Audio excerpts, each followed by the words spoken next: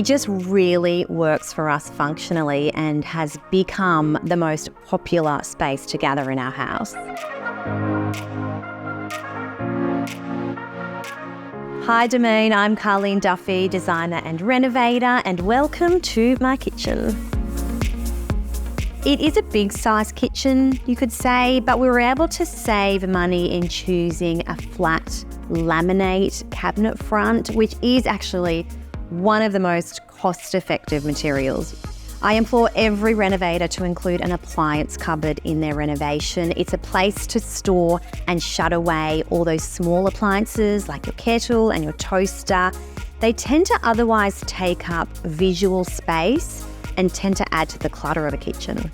One of the splurges in our kitchen was these Zallige tiles that we've used in our splashback. They're handmade in Morocco. They just add a sort of rusticness and a level of interest that help break up the sort of flatness of the cabinet front. We didn't spend on top of the line appliances because that's just not what we value, but I am obsessed with the scale of our fridge and freezer. It's a really busy household. We're eaters, we're always in and out of that fridge.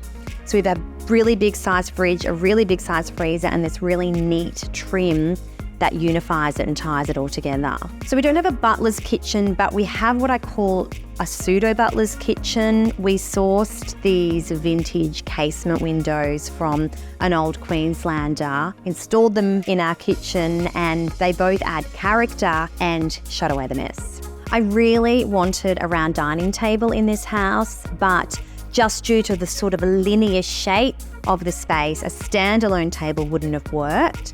By building it into the island bench as we have, we've very literally connected the kitchen to the dining. It just really works for us functionally and has become the most popular space to gather in our house.